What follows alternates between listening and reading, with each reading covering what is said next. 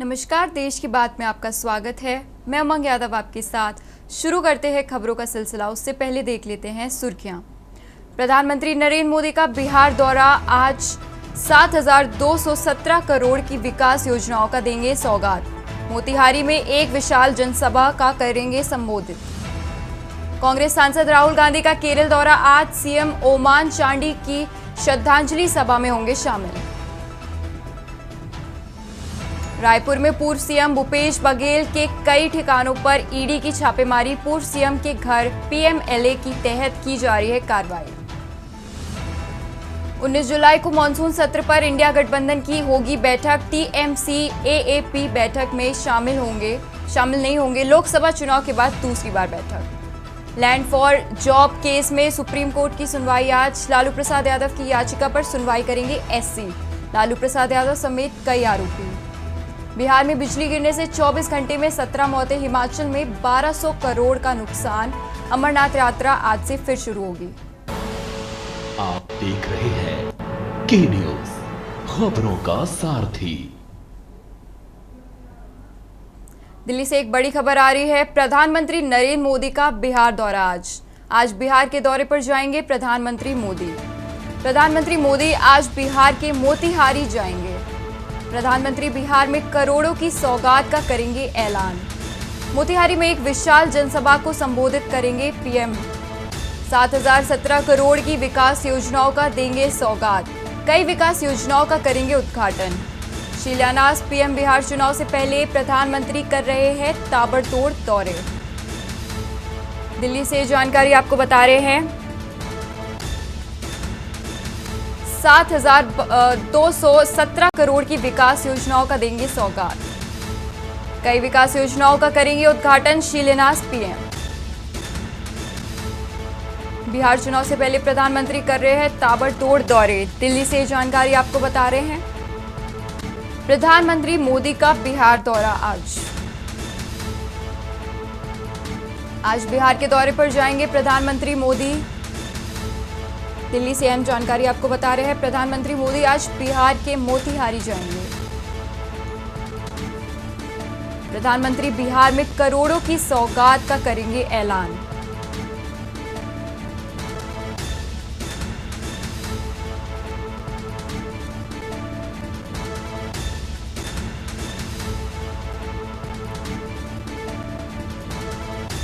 कई विकास योजनाओं का करेंगे उद्घाटन। शिलान्यास पीएम।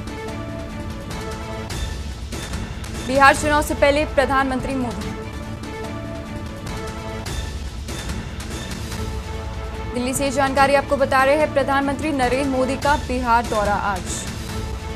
आज बिहार के दौरे पर जाएंगे प्रधानमंत्री मोदी। प्रधानमंत्री मोदी आज बिहार के मोतिहारी जाएंगे। दिल्ली से जानकारी आपको बता रहे हैं। प्रधानमंत्री बिहार में करोड़ों की सौगात का करेंगे ऐलान। मोतिहारी में एक विशाल जनसभा को संबोधित करेंगे पीएम।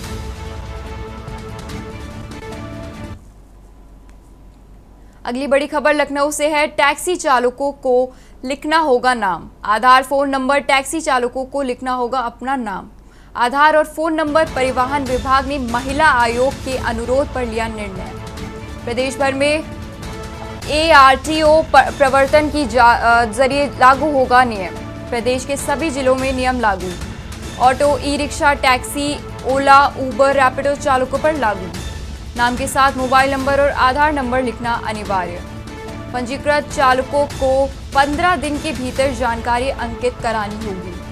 महिला सुरक्षा के लिए परिवहन विभाग का अहम नियम का पालन न करने वालों पर होगी कार्रवाई।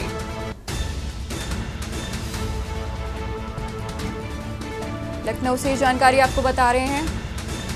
पंजीकृत चालकों को 15 दिन के भीतर जानकारी अंकित करानी होगी। महिला सुरक्षा के लिए परिवहन विभाग का अहम फैसला। नियम का पालन न करने वाले पर होगी कार्रवाई। टैक्सी चालकों को लिखना होगा नाम, आधार और फोन नंबर। चालकों को लिखना होगा अपना नाम, आधार और फोन नंबर। लखनऊ से जानकारी आपको बता रहे हैं, टैक्सी चालकों को लिखना होगा नाम, आधार और फोन नंबर। लखनऊ से अहम जानकारी आपको बता रहे हैं, परिवहन विभाग ने महिला आयोग के अनुरोध पर लिया निर्णय। प्रदेश भर में ARTO प्रवर्तन के जरिए लागू होगा नियम। प्रदेश के सभी जिलों में नियम लागू। लखनऊ से जानकारी आपको बता रहे हैं, ऑटो, ई-रिक्शा, टैक्सी, ओला, उबर, रैपिडो चालकों पर लागू। नाम के साथ मोबाइल नंबर और आधार नंबर लिखना अनिवार्य। पंजीकृत चालकों को 15 दिन के भीतर जानकारी अंकित करानी होगी। महिला सुरक्षा के लिए परिवहन विभाग का अहम फैसला। नियम का पालन न करने वालों पर होगी कार्रवाई। टैक्सी चालकों को नाम लिखना होगा, आधार, फोन नंबर। चालकों को लिखना होगा अपना नाम, आधार और फोन नंबर।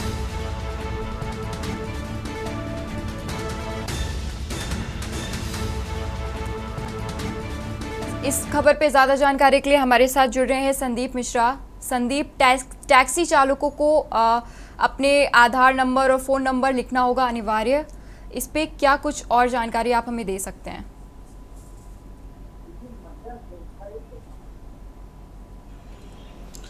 देखिए, महिला सुरक्षा एक काफ़ी महत्वपूर्ण मुद्दा रहा है हमेशा से सरकार का, और इसी तर्ज को लेकर के जो महिला आयोग की अध्यक्ष हैं बबीता सिंह, उन्होंने एक पत्र जो है वो लिखा है परिवहन विभाग को कि ओला, उबर और अदर जो भी ऐसे वाहन हैं जो सड़कों पर चलते हैं, देर रात चलते हैं, सुबह चलते हैं, 24 घंटे चलते रहते हैं, उन वाहनों पर सबसे महत्वपूर्ण बिंदु रहेंगे कि उनका नाम और फ़ोन नंबर और उनके पद सभी चीज़ एक जगह अगर लिखे रहेंगे, जिससे कि किसी भी प्रकार से अगर कोई छेड़छाड़ होती है, महिलाओं के साथ कोई ऐसी हरकत होती है, तो तत्काल प्रभाव से उन्हें जो है पकड़ा जा सके। ये साफ तौर पे महिला सुरक्षा को मद्देनजर इस पे जो है कदम उठाया गया है, और सबसे पहले ये लखनऊ में लागू होगा, और लखनऊ में लागू होने के बाद में अब ये आगे की प्रक्रिया होगी कि आगे किन किन जिलों में लागू किया जाता है। लेकिन सबसे महत्वपूर्ण बात है, जिस तरीके से महिला आयोग की अध्यक्ष ने एक पत्र लिख करके ये बात कही है कि ओला, उबर और अदर और भी जो जितने भी टैक्सी हैं उन सभी पर जो है इस प्रकार से जो है वो लिखे जाएंगे, नाम और नंबर उनके लिखे जाएंगे, जिससे कि उनकी पहचान गुप्त ना रह सके, पहचान खुली रहे। और आम लोग भी अगर जो ओला उबर करते हैं तो सबसे पहले अगर जब गाड़ी पे पहुंचेंगे तो उसका नाम, नंबर और फ़ोन नंबर सभी कुछ उसमें अंकित रहेगा। तो ऐसे में ये काफ़ी बड़ा महत्वपूर्ण परिवहन विभाग की तरफ से जो है आदेश जारी हुआ है, और 15 दिन के अंदर सभी को इस आदेश का पालन करना है। आदेश का पालन ना करने वालों को के खिलाफ जो है कार्रवाई भी परिवहन विभाग करता हुआ नजर आएगा।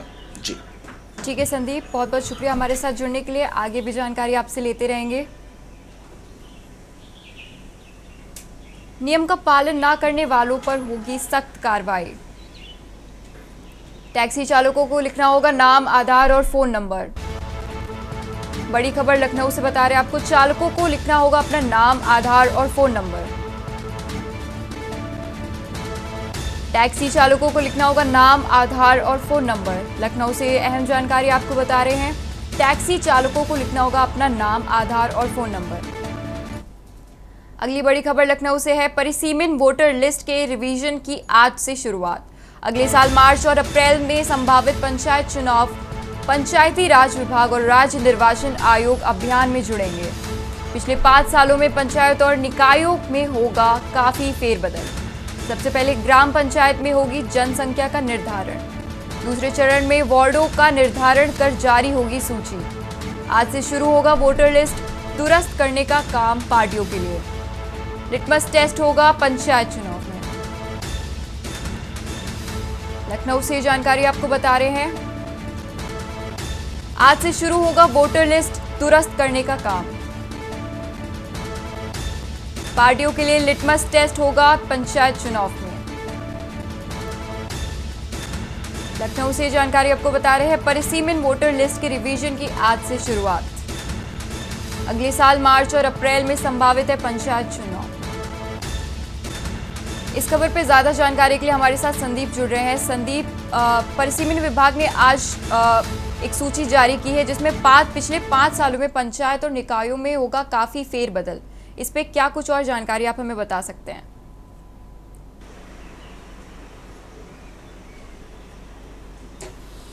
देखिए, पंचायती विभाग और इसके साथ ही साथ में निर्वाचन आयोग दोनों मिल करके अब एक लिस्ट जो जारी करेंगे वो उसको दुरुस्त करते हुए नजर आएंगे। यानी कि जो नाम पैनल में है पहले से हैं, उन नामों में अगर कोई संशोधन होना है या किसी का नाम छूट गया हो परिवार से, उसको दुरुस्त करने में लगेंगे। क्योंकि आने वाले समय में पंचायती चुनाव है, इन पंचायती चुनाव के मद्देनज़र ये आज से परिसीमन का काम जो है वो शुरू हो जाएगा। ऐसे में अगर आपकी बूथ अगर आपका जो वोट है किसी दूसरे बूथ में आपके परिवार का अलग है, तो एक ही जगह पे सबको रखा जाएगा। उसको लेकर के आज से जो है दुरुस्तीकरण ये जो है वो शुरू हो जाएगा। यानी कि कहीं ना कहीं जो एक लिस्ट तैयार होती है निर्वाचन आयोग की, उस लिस्ट में संशोधन किया जाएगा। और इसके साथ पिछले 5 सालों में काफ़ी ज़्यादा बदलाव देखने को मिला है। यानी कि कहाँ एक तरफ लोकसभा का चुनाव, फिर विधानसभा का चुनाव, तो ऐसे में बूथ अलग अलग हो गए हैं बहुत से ऐसे लोगों के। तो उसको सही करने का जो फैसला है वो किया जाएगा। उससे आज से ये शुरुआत कर ली जाएगी और अगले 1 महीने तक ये शुरुआत चलती रहेगी। अगर 1 महीने तक ये काम दुरुस्त नहीं होता है तो कि आगे की सीमा में उसको और बढ़ा दिया जाएगा। तो यानी कि कहा जा सकता है कि किसी भी प्रकार से निर्वाचन आयोग इस बार पूरी सख्ती के साथ में मैदान में उतरता हुआ नजर आ रहा है कि हर एक व्यक्ति का किसी का नाम ना छूटे और ना इधर से दूसरे बूथ पर जाए उसका नाम। तो इस प्रकार से ये इस बार की तैयारियां जो हैं अभी से शुरू हो चुकी हैं।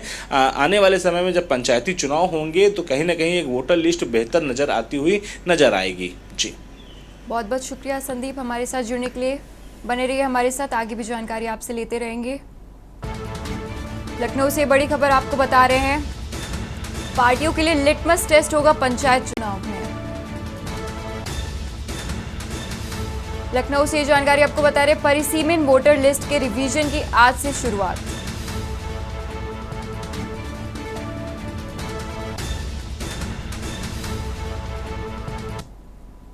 अब वक्त हो चला है छोटे से ब्रेक का, बने रहिए हमारे साथ। ब्रेक के बाद आप सभी का स्वागत है। बढ़ते हैं आगे खबरों की ओर। लखनऊ से बड़ी खबर आ रही है, सड़क निर्माण घपले में 3 निलंबित। सड़क निर्माण में घपले में अधिशासी अभियंता समेत 3 निलंबित। पीडब्ल्यूडी ने जांच में लिए गए आदेश देवरिया के निर्माण खंड में गलत ढंग से डायवर्जन किया। करुआना परिसरिया मार्ग में बजट का गलत ढंग से डायवर्जन, अधिशासी अभियंता कमल किशोर को निलंबित। कमल किशोर सहित 3 अभियंताओं को किया गया निलंबित। सूत्र से बता रहे आपको, एशियन डेवलपमेंट बैंक के स्वामित्व की मांग प्रस्ताव सड़क पर गलत तरीकों से मांग प्रस्ताव देने और आवंटन का आरोप। सहायक अभियंता सुधीर कुमार निलंबित। अवर अभियंता राम गणेश पासवान किए गए निलंबित। अधिशासी अभियंता अनिल जाटव को निलंबित का प्रस्ताव भेजा गया। तीनों के खिलाफ कर्मचारी आचरण नियमावली की कार्रवाई। सहायक अभियंता सुधीर कुमार निलंबित। अहम जानकारी आपको बता रहे हैं, अवर अभियंता राम गणेश पासवान किए गए निलंबित।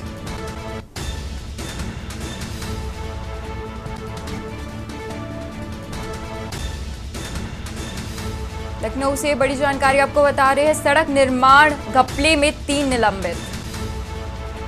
सड़क निर्माण में घपले में अधिशासी अभियंता समेत 3 निलंबित। पीडब्ल्यूडी में जांच के लिए गए आदेश। देवरिया के निर्माण खंड में गलत ढंग से डायवर्जन किया गया। इस खबर पे ज्यादा जानकारी के लिए हमारे साथ संदीप जुड़ रहे हैं। संदीप, परिसरिया मार्ग में ये डायवर्जन किया गया है और गलत ढंग से रोड में बनाया गया है, उसमें 3 अधिकारी निलंबित भी किए गए हैं। इस पे ज़्यादा जानकारी क्या आप हमसे साझा कर सकते हैं?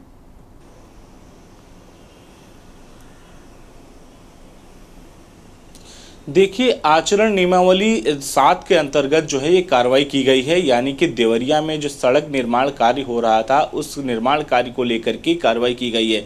इसमें एक अशासी अभियंता है, एक सहायक अभियंता है और एक अवर अभियंता है। तीनों के खिलाफ कार्रवाई की गई है।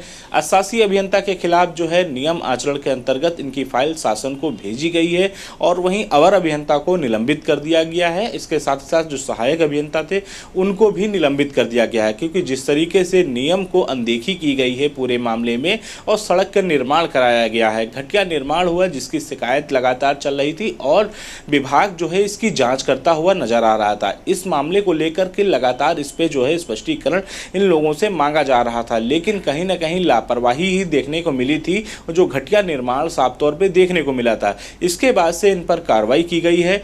हालांकि हादसासी अभियंता के खिलाफ शासन को रिपोर्ट भेज दी गई है। शासन की संस्तुति होने के बाद ही जो है उन पर कार्रवाई होगी, लेकिन सहायक अभियंता और अवर अभियंता पर कार्रवाई की गई है। इसके साथ अभी और भी कुछ लोग अगर होंगे इस मामले में तो उनको भी विभाग कार्रवाई करता हुआ नजर आएगा, क्योंकि कहीं ना कहीं जब रोड के निर्माण को लेकर के घटिया सामग्री का प्रयोग होना और फिर उसके बाद रोड को डाइवर्ट कर देना और बिल अधिक बना देना, इन सब मामलों की शिकायत लगातार पहुंच रही थी विभाग में पहुंचने के बाद फिर उनके बाद नियमावली का कर्मचारी आचरण नियमावली के अंतर्गत उन पर जो है कार्रवाई की गई है, जो कि नियम 7 के अंतर्गत आता है। जी, बहुत बहुत शुक्रिया हमारे साथ जुड़ने के लिए।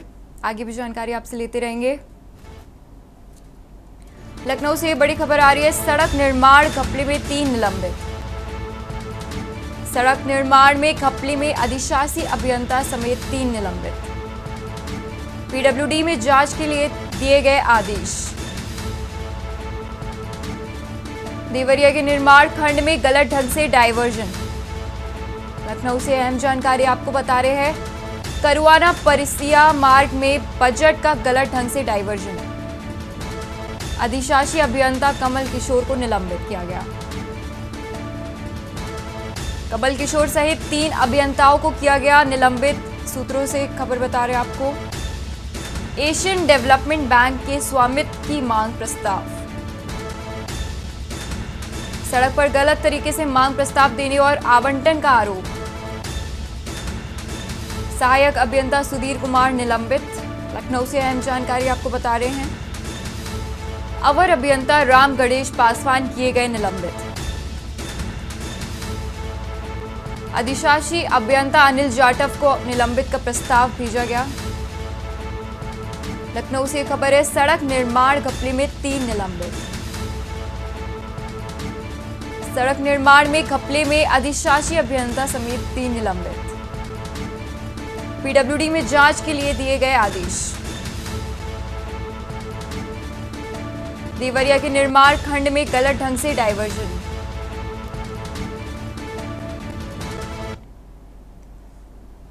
बढ़ते अगली खबर की ओर। लखनऊ से बड़ी खबर आ रही है, धर्मांतरण के लिए बिचौलियों को काम कर रहे राशिद गिरफ्तार। धर्मांतरण के लिए बिचौलिए का काम कर रहे राशिद गिरफ्तार। अवैध धर्मांतरण के लिए आरोप में पहले भी हो चुका है गिरफ्तार। 3 साल पहले आजमगढ़ में अवैध धर्मांतरण के लिए हुई थी गिरफ्तारी। शांगुर गैंग के साथ सक्रिय था राशिद। आर्थिक रूप से कमजोर लोगों को धर्मांतरण नेटवर्क से जोड़ रहा था राशिद। प्रत्येक व्यक्ति का धर्मांतरण कराने के लिए राशिद को मिलते थे 1 लाख रुपए। बलरामपुर और आसपास के जिलों में नेटवर्क की मजबूत कर रहा था राशिद। विदेशी फंडिंग और लेन देन के अहम जानकारियों की संभावना। एटीएस की लंबी पूछताछ में राशिद ने उगले कई राज। लखनऊ से अहम जानकारी आपको बता रहे, विदेशी फंडिंग और लेन देन के अहम जानकारियों की संभावना। एटीएस की लंबी पूछताछ में राशिद ने उगले कई राज। धर्मांतरण के लिए बिचौलियों को काम कर रहे थे राशिद गिरफ्तार। धर्मांतरण के लिए बिचौलियों का काम कर रहे राशिद गिरफ्तार। लखनऊ से जानकारी आपको बता रहे, धर्मांतरण के बिचौलिए का काम कर रहे राशिद गिरफ्तार।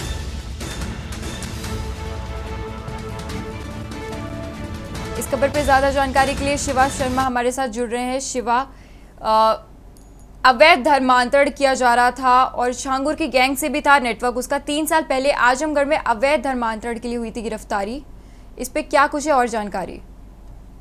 देखिए, कल ही मैंने बताया था कि राशिद को लंबी हिरासत के लिए पूछताछ के लिए एटीएस की टीम ने लिया है और अब देर रात एटीएस के अफसरों ने इस बात की पुष्टि की है कि राशिद को गिरफ्तार किया गया है। क्योंकि राशिद के ऊपर पहले से ही मुकदमा दर्ज है और वो भी धर्मांतरण का। आजमगढ़ में इसकी 3 साल पहले गिरफ्तारी भी हुई थी, उस मामले में वो जेल भी गया था। और धर्मांतरण गिरोह में जमालुद्दीन उर्फ छांगुर गैंग का एक सबसे बड़ा दाहिना हाथ इसको कहा जाएगा, जो धर्मांतरण के लिए लोगों को प्रेरित करता था, जो अपनी जो टीम थी उसको बताता था कि किस तरीके से काम करता है, किस जिलों में जाना है। तो सारे जो टास्क होते थे वो राशिद ही देता।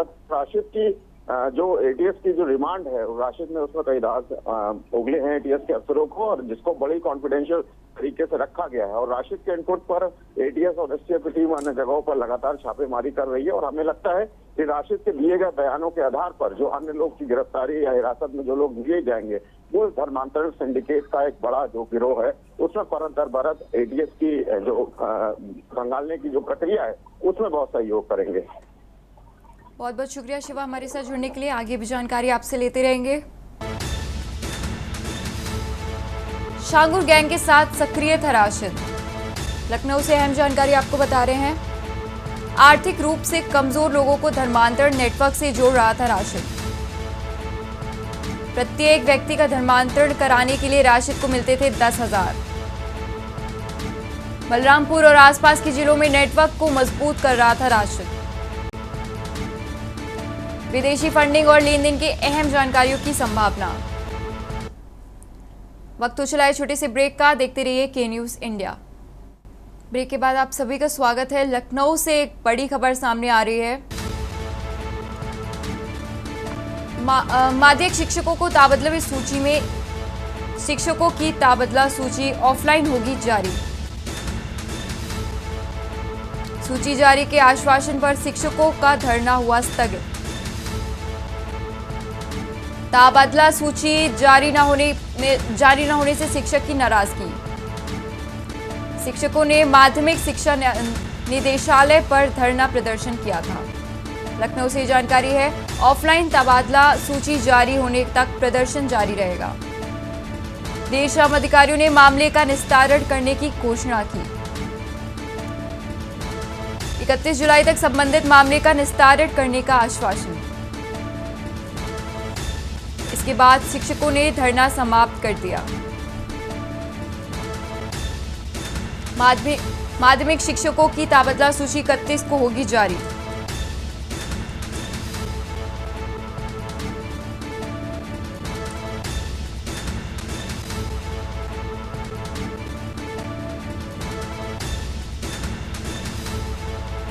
लखनऊ से जानकारी आपको बता रहे हैं। माध्यमिक शिक्षकों की तबादला सूची 31 को होगी जारी।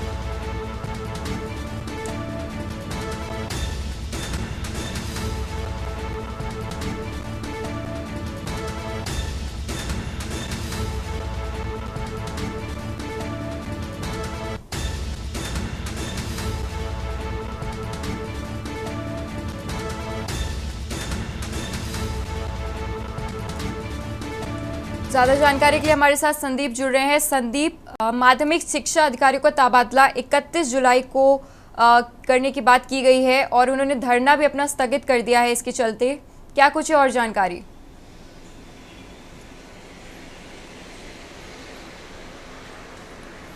देखिए, अभी कुछ दिन पहले कैबिनेट में स्थानांतरण सत्र शुरू हुआ था। उसके बाद से वहां से आदेश हुआ था कि किस तरीके से स्थानांतरण जो है सत्र कब से कब तक चलेगा।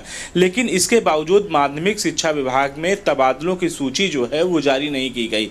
ऑफलाइन शिक्षकों की सूची नहीं जारी की, जिसके बाद नाराज होकर के उन्होंने शिक्षक निर्देशालय पर धरना प्रदर्शन दिए। काफ़ी दिनों तक ये धरना प्रदर्शन लगातार चलता रहा है। उसके बाद अब शासन ने इसकी सुध ली है, तो शासन ने 31 जुलाई की तिथि निर्धारित की है कि 31 जुलाई को आदेश जो है वो ऑफलाइन जारी किए जाएंगे। इसके बाद से धरना प्रदर्शन समाप्त होता है और साफ तौर पे वो शिक्षकों की नाराजगी थी कि ऑफलाइन जारी करना, और फिर उसके बाद स्थानांतरण सत्र जब तक रहा है तब तक तबादला सूची नहीं जारी की गई थी, जिसके बाद नाराज सभी शिक्षक जो है धरना प्रदर्शन के लिए निदेशालय में धरना दे रहे थे, अधिकारियों से लगातार वार्ता कर रहे थे। कहीं ना कहीं उनकी सुध नहीं ली गई थी। उसके बाद से अब जो है जाकर के उन्हें एक तिथि निर्धारित की गई कि 31 जुलाई को आपकी सूची जो है वो ऑफलाइन जारी कर दी जाएगी। उसके बाद से सभी शिक्षक धरना प्रदर्शन समाप्त कर दिए हैं। जी, बहुत बहुत शुक्रिया संदीप हमारे साथ जुड़ने के लिए। आगे भी जानकारी आपसे लेते रहेंगे। लखनऊ से बड़ी जानकारी बता रहे हैं आपको। माध्यमिक शिक्षकों की तबादला सूची 31 को होगी जारी। शिक्षकों की तबादला सूची ऑफलाइन होगी जारी। लखनऊ से अहम जानकारी आपको बता रहे हैं। सूची जारी के आश्वासन पर शिक्षकों का धरना हुआ स्थगित। लखनऊ से जानकारी है, माध्यमिक शिक्षकों की तबादला सूची होगी 31 को जारी। शिक्षकों की तबादला सूची ऑफलाइन होगी जारी। सूची जारी के आश्वासन पर शिक्षकों का धरना हुआ स्थगित। अहम जानकारी आपको बता रहे हैं। तबादला सूची जारी न होने से शिक्षकों ने की थी नाराजगी। शिक्षकों ने माध्यमिक शिक्षा निदेशालय पर धरना प्रदर्शन किया। ऑफलाइन तबादला सूची जारी होने तक प्रदर्शन जारी रहेगा, शिक्षकों का कहना है। देर शाम अधिकारियों ने मामले का निस्तारण करने की घोषणा की।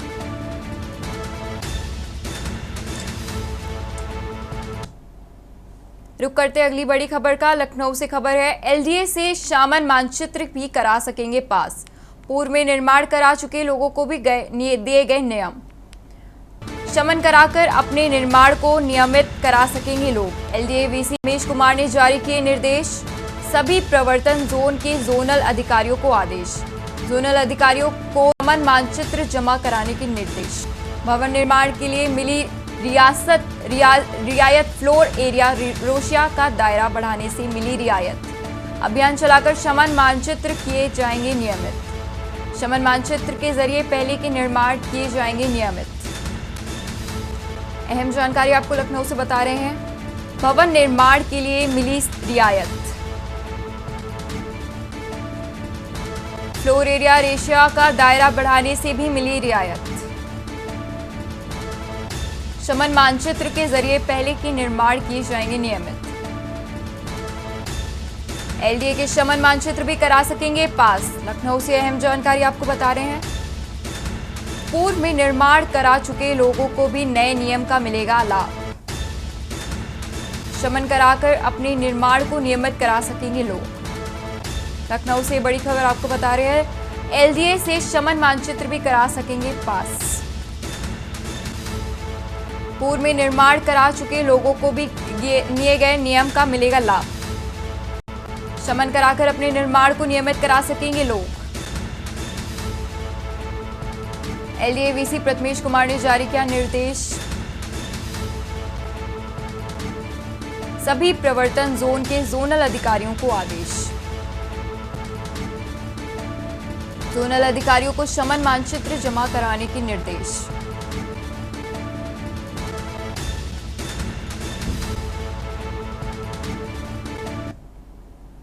अब खबरें विस्तार से। खबर बलिया से है, जहां बिहार में चुनाव लड़ने के सवाल पर सुहल देव भारतीय समाज पार्टी के अध्यक्ष व यूपी सरकार के मंत्री ओम प्रकाश राजभर ने कहा कि बिहार में हम लोग गठबंधन से चुनाव लड़ेंगे। गठबंधन में हम लोगों की वार्ता फाइनल स्टेज में है, जल्दी दिल्ली जाने वाले हैं और तय हो जाएगा। हम लोग पिछले 2 साल से 156 सीटों पर अपना कार्यक्रम चला रहे हैं। 29 सीटों पर चुनाव लड़ने के लिए तैयारी बनाए हुए हैं। 29 में जो सीटें मिलेंगी उनमें चुनाव लड़ेंगे। वहीं बिहार के मुख्यमंत्री नीतीश कुमार द्वारा 125 यूनिट बिजली फ्री दिए जाने की घोषणा कर ओपी राजभर ने कहा कि अच्छा पहल है। ये तो 22 साल पहले कर चुके हम लोग। गरीब बल्ब जला रहा था, पंखा चला रहा था, बिल नहीं दे पा रहा था, उसका बिल आ रहा है 30,000, 35,000, 40,000। अब वो दिहाड़ी कर मजदूरी कराता है, कहाँ से दे पाएगा? तो ये पहले गरीबों की हित के लिए है। हम वही जैसे एगो हमर छोट लड़का एगो तारीख वो जानना सकते आँखिया खुला रहल तो वो जानना सकती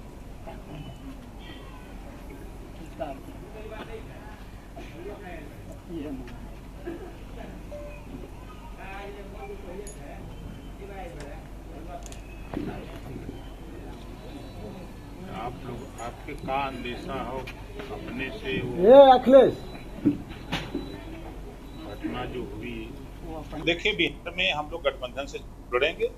गठबंधन में हम लोगों की वार्ता फाइनल स्टेज पर है, जल्द ही दिल्ली जाने वाले हैं और तय हो जाएगा। हम लोग वैसे 2 साल से वहाँ 156 सीटों पर हम लोग अपना कार्यक्रम चला रहे थे, लेकिन 29 सीटें हम लोग चुनाव लड़ने के लिए तैयारी बनाए हुए हैं, जहाँ ग्रास रूट से लेकर के संगठन हम लोग बना लिए हैं। तो 19 सीटों की डिमांड रखेंगे, उसमें से जो सीटें मिलेगी हम लोग लड़ेंगे। 29 में लड़ेंगे, 29 में जो सीटें मिलेंगी उतनी सीटों पर चुनाव लड़ेंगे। नीतीश कुमार 125 यूनिट बिजली फ्री की घोषणा किए हैं, आज क्या कहेंगे? अच्छी पहल है। ये तो 22 साल पहले से हम कह रहे हैं कि जो गरीब बल्ब जला रहा है, पंखा चला रहा है, बिल नहीं दे पा रहा है, उसका बिल आ रहा है 30,000, 35,000, 40,000, अब वो दिहाड़ी पर मजदूरी करता कहाँ से दे पाएगा? तो ये पहल गरीबों के हित के लिए।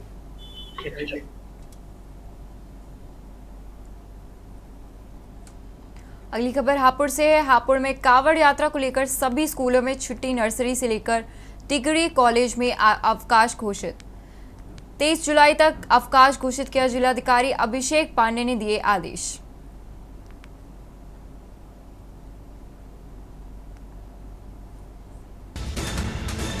हापुड़ से बड़ी जानकारी आपको बता रहे हैं। नर्सरी से लेकर डिग्री कॉलेजेस में अवकाश घोषित। 23 जुलाई तक अवकाश घोषित किया गया। जिलाधिकारी अभिषेक पांडे ने दिए आदेश। हापुड़ से जानकारी आपको बता रहे हैं। कावड़ यात्रा को लेकर सभी स्कूलों में छुट्टी, नर्सरी से लेकर डिग्री कॉलेजेस में अवकाश घोषित। 23 जुलाई तक अवकाश घोषित किया गया। हापुड़ से अहम जानकारी आपको बता रहे हैं। जिलाधिकारी अभिषेक पांडे ने दिए आदेश। हापुड़ में कावड़ यात्रा को लेकर सभी स्कूलों में छुट्टी, नर्सरी से लेकर डिग्री कॉलेजेस में अवकाश घोषित। 23 जुलाई तक अवकाश घोषित किया गया।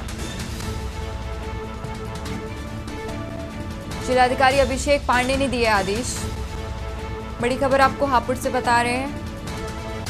कावड़ यात्रा को लेकर सभी स्कूलों में छुट्टी।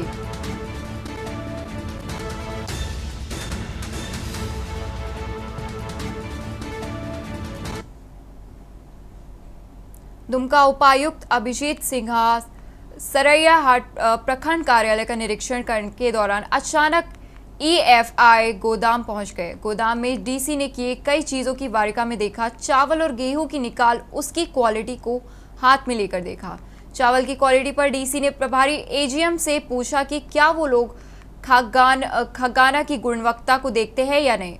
साथ ही खगाना की स्टोरेज में तय मानकों को पूरा नहीं कर पर प्रभारी AGM रविंद्र मंडल के खिलाफ स्पष्टीकरण मांगते हुए पूछा कि क्यों नहीं उनके खिलाफ कार्रवाई की जाए। उपायुक्त ने जब प्रभारी AGM से गोदाम के स्टाफ रजिस्टर की मांग की तो प्रभारी AGM स्टाफ रजिस्टर भी नहीं दिखा पाए, जिसके बाद डीसी ने उनके खिलाफ कार्रवाई का आदेश दिया। वहीं डीसी साहब ने कई बुजुर्गों से आप बीती सुनी और इस दौरान वीडियो ये प्रभारी EMO महेश्वरी प्रसाद यादव ने भी मौजूद थे। हमको रेट नहीं लगा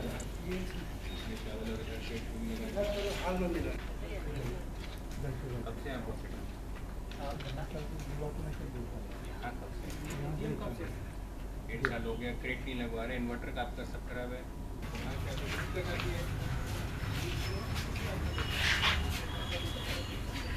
यहाँ पे इन्वर्टर नहीं लगाया।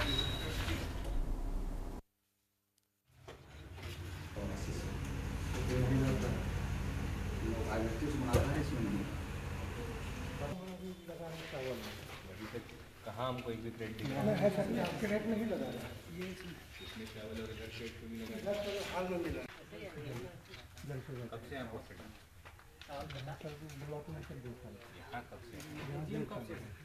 1.5 साल हो गया, क्रेट नहीं लगवा रहे, इन्वर्टर का आपका सब खराब है।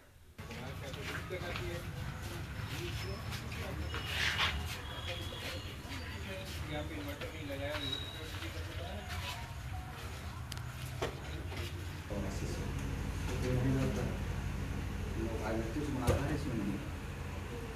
हमको अभी तक कहाँ हमको एक भी क्रेडिट दिखा है सर, आपके रेट नहीं लगा रहा ये इसमें चावल और इधर शेड।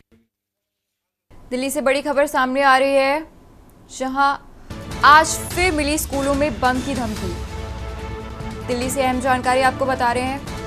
दिल्ली के पश्चिम विहार इलाके में रिचमोंड स्कूल में मिली धमकी। अभिनव पब्लिक स्कूल रोहाड़ी सेक्टर 3 को भी मिली धमकी।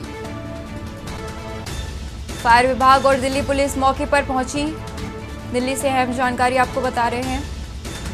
पुलिस मामले की कर रही है जांच। आज फिर मिली स्कूलों को बम की धमकी। दिल्ली के पश्चिम विहार इलाके में रिचमोंड स्कूल को मिली धमकी। अभिनव पब्लिक स्कूल रोहाड़ी सेक्टर 3 को भी मिली धमकी। दिल्ली से बड़ी खबर आपको बता रहे हैं, आज फिर मिली स्कूलों में बम की धमकी। दिल्ली के पश्चिम विहार इलाके में रिचमोंड स्कूल को मिली धमकी। इस खबर पर ज्यादा जानकारी के लिए हमारे साथ विशेष संवाददाता अखिलेश सिंह जुड़ रहे हैं। अखिलेश, दिल्ली में स्कूलों को फिर से बम की धमकी मिल रही है। फायर विभाग और दिल्ली पुलिस मौके पर पहुंची।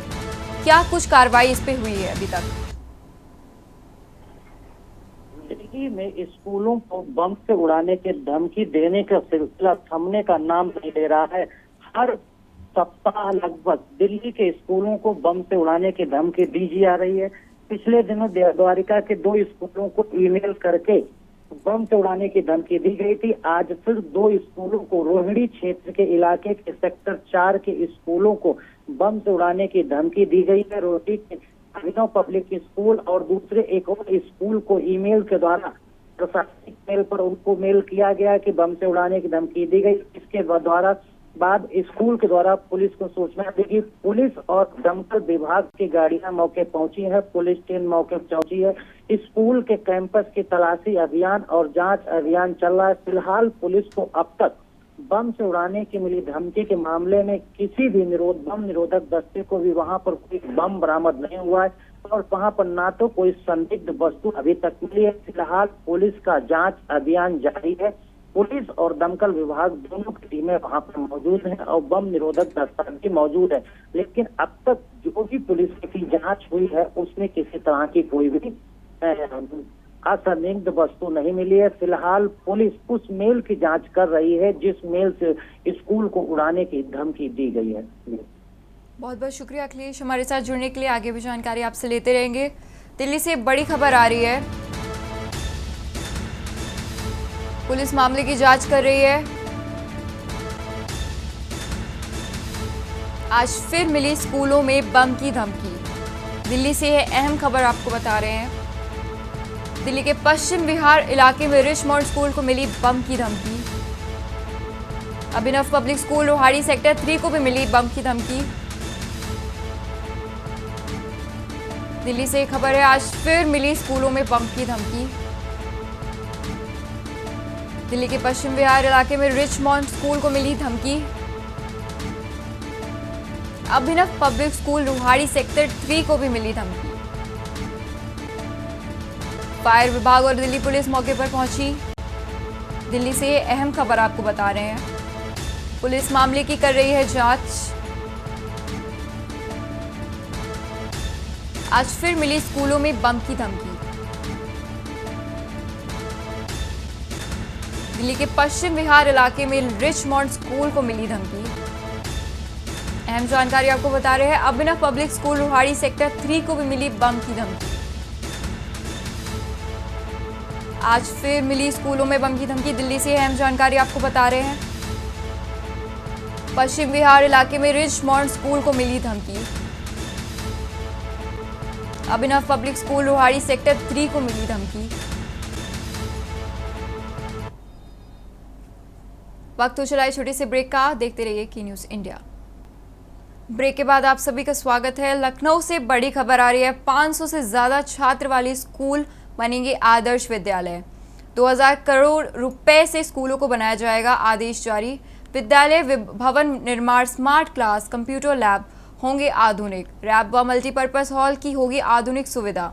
बेसिक शिक्षा विभाग ने स्वीकृति को किया बजट। जल्दी शुरू होगा इससे जुड़ी प्रक्रिया। 500 से ज़्यादा छात्र संख्या वाले 650 से अधिक है विद्यालय, इन विद्यालयों को मिलेगी सुविधा। ये काव्यात विद्यालयों में बच्चों की संख्या बढ़ाने में सहयोग देगी। भवन निर्माण, स्मार्ट क्लास, कंप्यूटर लैब और होंगे आधुनिक।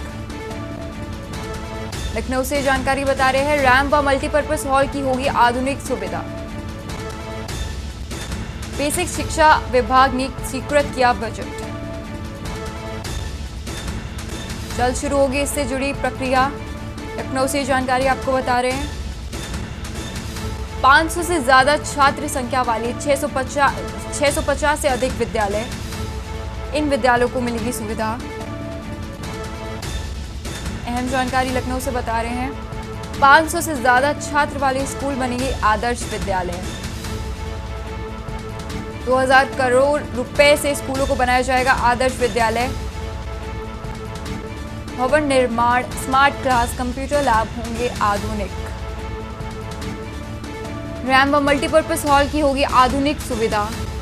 लखनऊ से अहम जानकारी आपको बता रहे हैं, बेसिक शिक्षा विभाग ने स्वीकृत किया बजट। जल्द शुरू होगा इससे जुड़ी प्रक्रिया।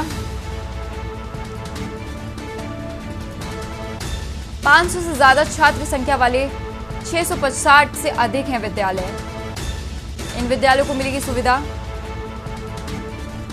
ज्यादा जानकारी के लिए हमारे साथ संदीप मिश्रा जुड़ रहे हैं। संदीप, ये विद्यालयों में 500 से अधिक बच्चों को बनाया जा रहा है आदर्श विद्यालय, इस पे क्या कुछ और जानकारी? देखिए, ऐसे विद्यालय हैं जहां पर बच्चों की संख्या जो है बहुत कम है। उन विद्यालयों में संख्या बढ़ाने के लिए एक नई कयादत शुरू की जा रही है। कहा जाता है कि जिसमें जहां पर 500 से अधिक छात्र होंगे, यानी कि जो भी छात्र वहां 500 से अधिक होंगे, उस विद्यालय में भवन निर्माण, स्मार्ट क्लास, कंप्यूटर लैब और रैप व मल्टीपर्पज हॉल बनाने की सुविधा जो है दी जाएगी।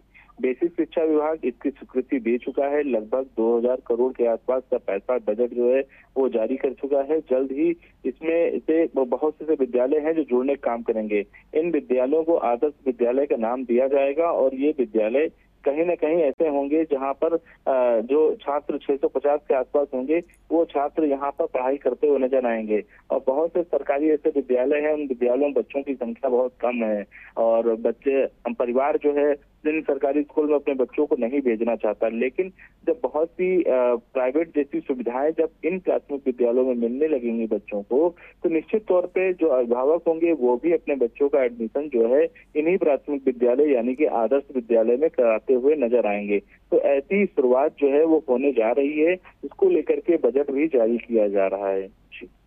बहुत बहुत शुक्रिया संदीप, हमारे साथ जुड़ने के लिए। आगे भी जानकारी आपसे लेते रहेंगे। लखनऊ से बड़ी खबर सामने आ रही है, 500 से ज्यादा छात्र वाले स्कूल बनेंगे आदर्श विद्यालय।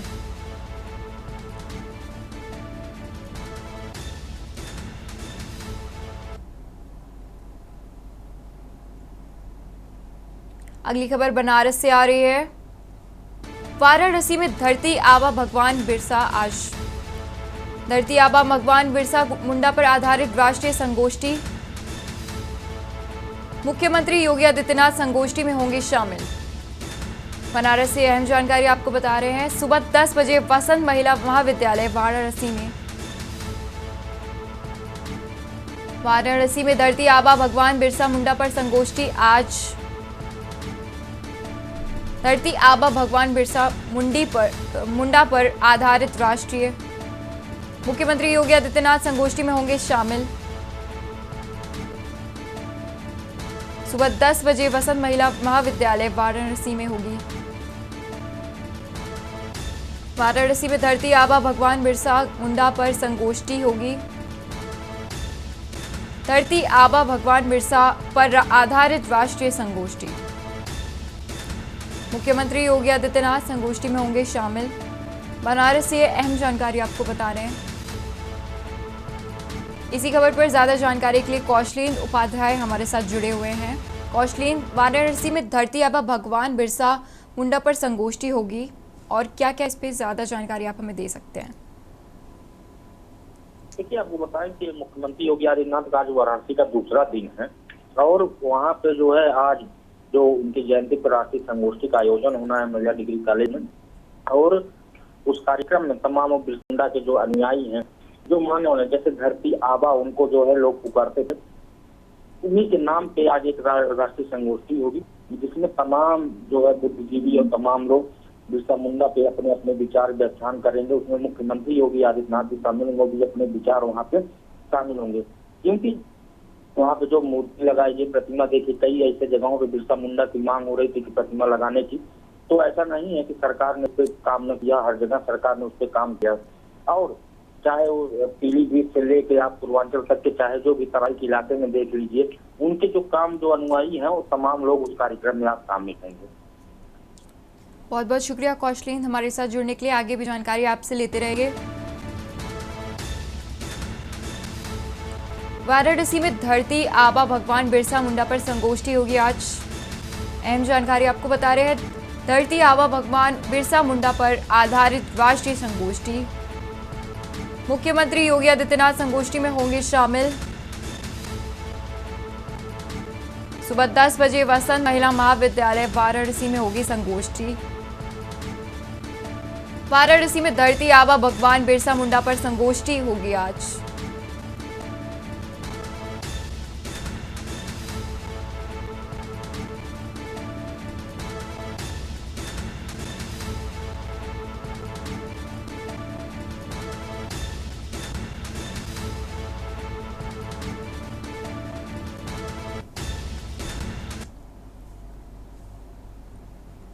बढ़ते अगली खबर की ओर। लखनऊ से खबर है, यूपी में 10 साल होगी फैक्ट्री लाइसेंस की वैधता।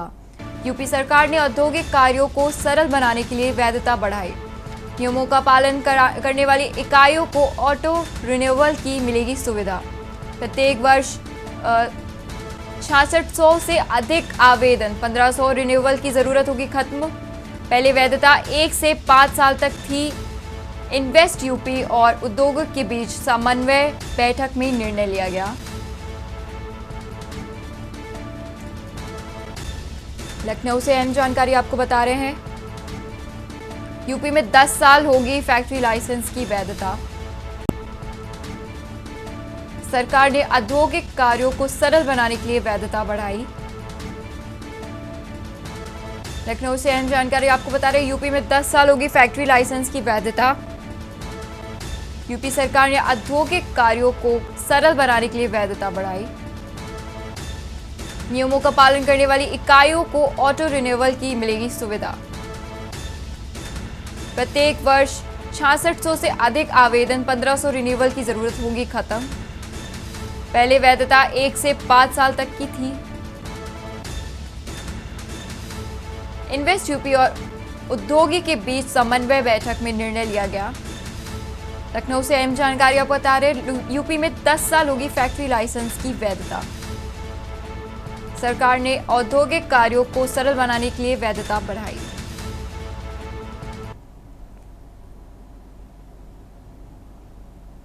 इसी के साथ देश की बात में बस इतना ही। देखते रहिए के न्यूज़ इंडिया।